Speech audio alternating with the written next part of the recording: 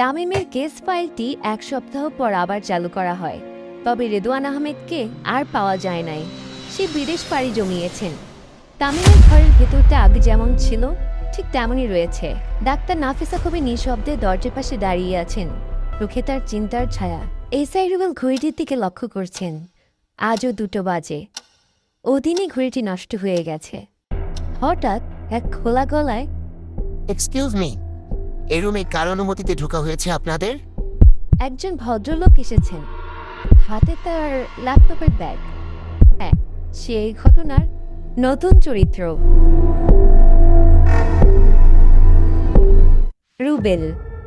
এখনো পিছে ফেরে নাই, যেন তার কোনো কৌতূহলী কাজ করছে না। রুবেল জিজ্ঞাসা করেন, আপনি কে, জানতে পারি? আমি আয়মান চৌধুরী, ইনভেস্টিগেটিভ জার্নালিস্ট। আর তামিম আমার ভাই ছিল, তাই এটা শুধু কেস না, আমার জন্য এটা রক্তের প্রতিশোধ। তখন আয়মান ঘরে রাখা কাচের টেবিলের কাছে আসে। তারপর ল্যাপটপ খুলে ফাইল দেখায়। সেখানে লেখা ছিল infinity project by Nafisa, internal locks.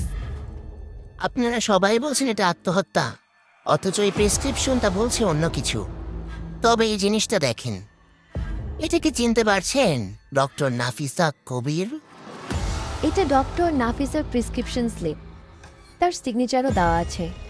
আর তারিখটা ঠিক মৃত্যুর 3 দিন আগে, 10 জুন 2025। আর এই শেষ নয়, এটা পেছনের দিকটা দেখেন। প্রেসক্রিপশনের ঠিক পেছনের দিকে তামিমের হাতের লেখা পাওয়া যায়। সেখানে লেখা ছিল, নাফিসা আমাকে থামাতে চাই। আমি জানি ওর ভয় পাওয়ার কারণ আছে। তামিম আমার পেশেন্ট ছিল, সেটা তো আমি কখনো অস্বীকার করিনি। কিন্তু আপনি বলেছেন আপনি তাকে মাসখানিক দেখেননি, তাহলে 3 দিন আগের প্রেসক্রিপশন?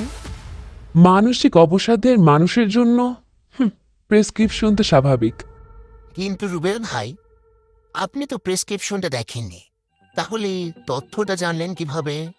হ্যাঁ, আপনি যদি সত্য খুঁজতে চান তাহলে তো ভুল প্রশ্ন করলে চলবে না। ভুলে যেন না আমার পেশা কি। এদিকে নাফিসা মনে মনে ভাবতে থাকে, এই কেসটা অন্যরকম। আয়মান এইভাবে ঠান্ডা মাথায় কথা বলা, ও যেন আমার চেয়ে বেশি জানে।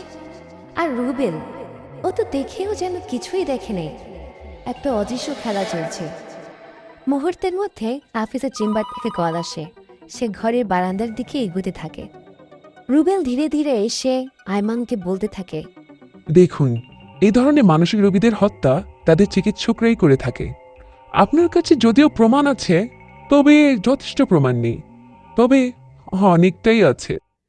রুবেল যেন আয়মানকে উৎসাহ করার ছলে ডক্টর নাফিসার ওপর সব দোষ দিতে বলেন। আয়মান একটু চমকায়, পরও আরো জোরালো হয়। রুবেলের ইঙ্গিত যেন তাকে মনে সাহস দেয়। এরপর সবাই চলে গেলে আয়মান প্রমাণের খোঁজে তামিমের বাথরুমে যায়।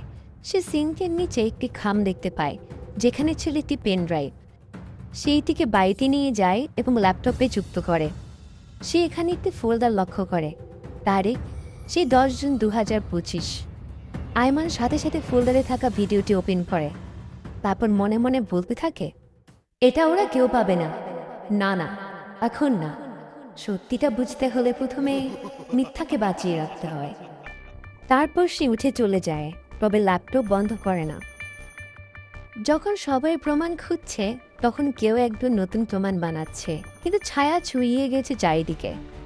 আয়মান কি সত্যিই ভাই, নাকি একজন প্রতারিত প্রতিশোধকারী?